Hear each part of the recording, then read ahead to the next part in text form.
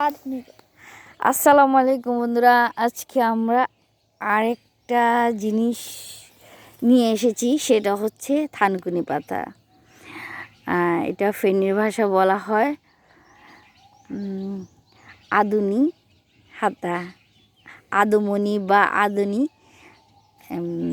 এক একজন এক একটা বলে, হাতা বলে। যাই হোক, থানকুনি পাতার অনেক রকম উপকার রয়েছে। কত সুন্দর থানকুনি পাতা, এগুলোর অনেক রকম উপকার রয়েছে। তারপরে দিয়ে মস্তিষ্কের জন্য অনেক উপকারী, তারপরে ঠান্ডা কাশি এগুলোর জন্য অনেক উপকারী। তাছাড়া আরেকটা জিনিস, যেটা আপনারা খেয়েছেন কি না জানি না, যদি খেয়ে থাকেন অবশ্যই কমেন্টে জানাবেন। থানকুনি এই থানকুনি পাতাকে ভর্তা করে খাওয়া, তাও কি দিয়ে? আলু দিয়ে ভর্তা করে খাওয়া, হেবি মজা। শুকনো মরিচ দিয়ে, পেঁয়াজ, শুকনো মরিচ, সরিষার তেল দিয়ে মাখিয়ে তার সাথে আলু দিয়ে ভর্তা করলে অসাধারণ।